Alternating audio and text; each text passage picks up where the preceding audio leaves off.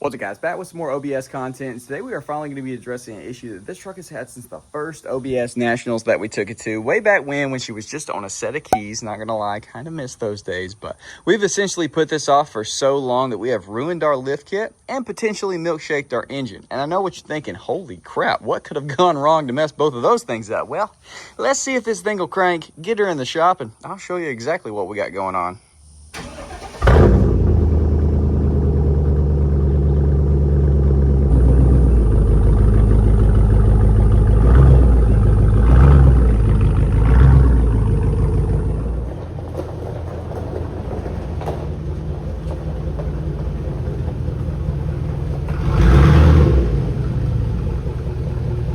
So there was two different videos where we experienced our issues that we currently have going on. The first of which was on the way to OBS Nationals. We parked on the hill at my parents' house. I walked outside, saw a big puddle right here, immediately thought, holy crap, our radiator is leaking, but then it quit leaking. So I was like, well, maybe it's just because we washed the truck that morning. We had a bunch of water stuck in our radiator, and as we parked on the hill, it kind of all just made its way out of the fans.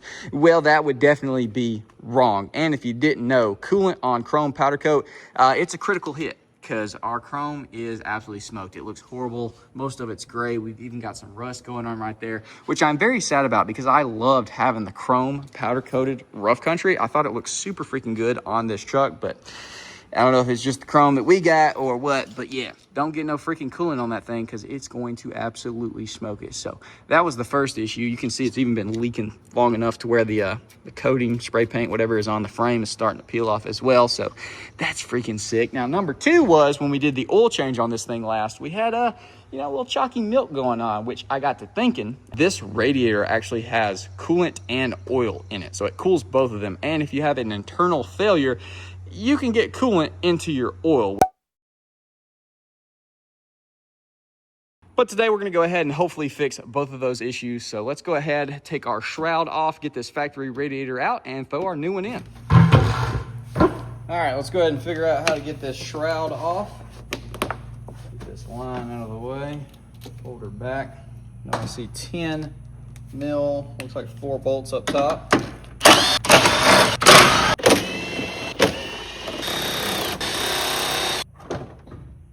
Out of there. And we do have to remove these. I guess these are little hold downs for the radiator itself.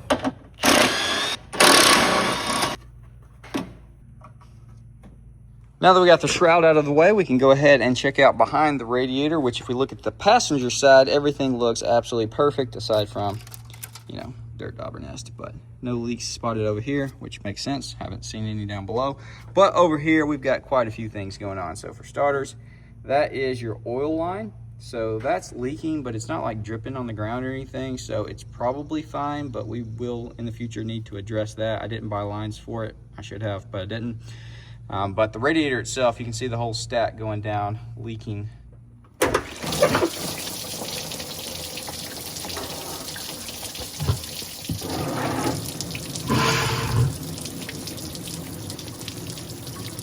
Well, if the powder wasn't bad yet, gosh dang, it is now. Oh my gosh! Now we're gonna go ahead and loosen our oil lines. Well, simple as that. Let's get the bottom one. Okay, that's transmission fluid. That looks more like engine oil. We'll know at the bottom down here though. This side of the stack actually has the engine oil in it, and then this side has the transmission fluid in it, and then of course going throughout the radiator is your coolant.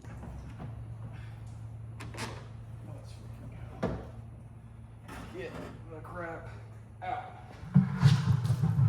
So here's our old radiator, and as I was saying, over here on this side you have your transmission fluid. This side has your engine oil, and then of course the coolant going through. We've got our new radiator right here, which it came with some new fittings. I gotta figure out what needs to be used or swapped or what. And while we got this thing out, we're gonna go ahead and put the shop vac to it and get all this bull crap cleaned out of here.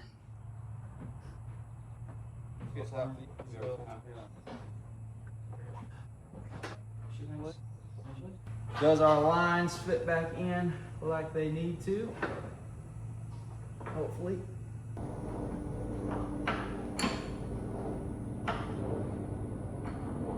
And then we've got our coolant overflow tank right here. Put that hose back on. Actually, where's the clamp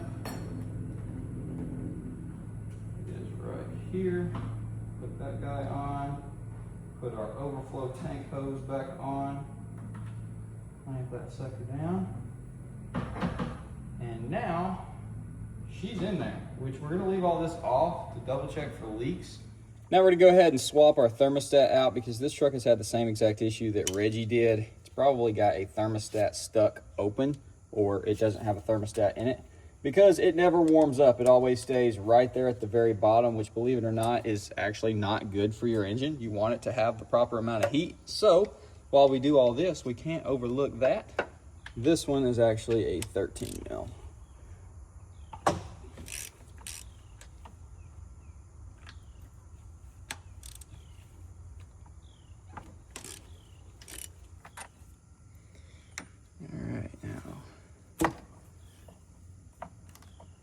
Cool.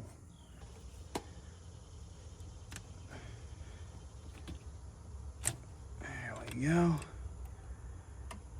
There's y'all a little look between the old and new thermostat. Now I'm gonna go find the extension cords because we still ain't got power out here, gosh dog. Hopefully an update coming on that very freaking soon.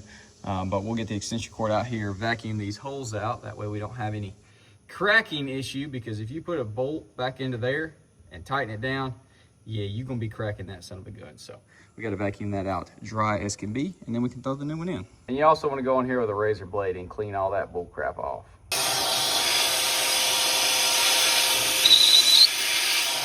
All right, let's go ahead and drop our thermostat in there. Get it all seated in.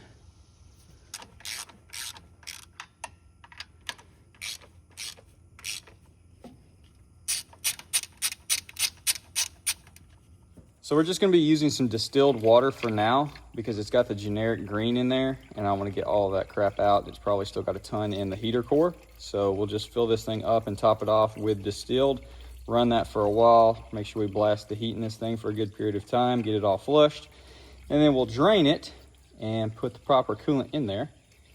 And we'll be able to verify if we have any leaks or anything, and we won't be spilling expensive coolant in case we do. And I'd already put a gallon in there previously. The other day when we were working on this before. So this will be gallon number 2.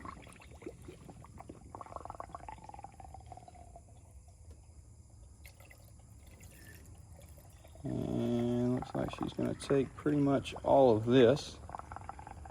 I'll let it settle and whatnot, and then we'll crank this thing up, let it bleed the system, as well as checking our transmission and engine cooler lines to make sure they're not leaking. And we'll just top it off as we need.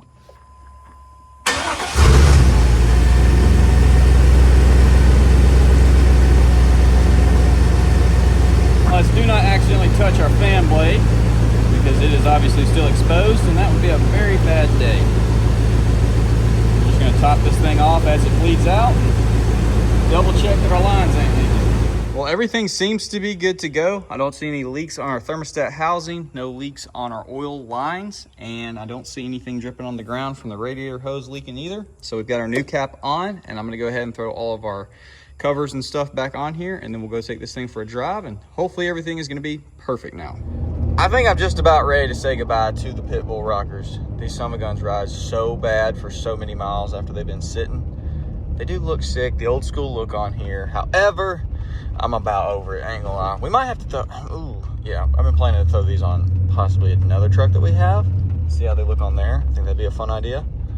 Also, check out our temperature. It has never, and I mean never, gone up that high, which is sick. So it's actually working down there. And I haven't seen any leaks. This is our first real good drive of the truck though, so we're about to experience that at Granny's house. So let's get there and hopefully not see anything dripping out from underneath. Well, I guess it's a full circle moment, because right over there is where the truck was originally leaking, however many years ago that has been. But now the only thing we got dripping is that daggum AC, boys, which works really good in here, but we do need to change whatever the little, I can't remember what it's called, the thing that makes it go to the head, feet. Because it goes to feet, it goes to the daggum dash, but it don't go to my face, and that's what I freaking need. But yeah, boys, we have done it. Successful install of the new radiator. She's running good, she's not leaking. And now we gotta decide what the crap we're gonna do about the powder coat. We're about to watch it together. together 155,000 miles if the freaking pit bull rockers don't blow us out. There it is. Good old analog. That's pretty cool. All right, guys. Well, I just got done checking over everything. All of our fluid levels are in the safe range. We're going to go ahead and top off the fluid that we did lose from the trans and the engine. So everything is back to being perfect. But dude, I am finally stoked. I am stoked that we finally got this done. I don't know why I'd been putting it off for so long. Honestly, not a bad install at all. And now the truck should be happy and we can go get the powder redone, which I don't even know. Do we want to go back with chrome? I feel like the chrome that we got just never was like on par with chrome that I've seen on other trucks. Maybe we go with a different color. Maybe we go to a different company. I don't know. Should we just freaking spray paint it black? Call it a day? Just like, I don't know. I do like it. It is unique. And, you know, it's like, it's the FTS rough country, right? It does match the vibe of the truck. Also, yes, these things have got to go. They ride so freaking bad. At least when you don't drive on them, because the truck sat for months, you know? And so they flat spot, and then I guess it takes freaking forever for them to smooth out, if they ever actually will. I'm going to try them on a couple of trucks, because we got, honestly, both of them. Well, I don't know if these will fit on the Duramax. These are 16.5, so we got the wheel lights.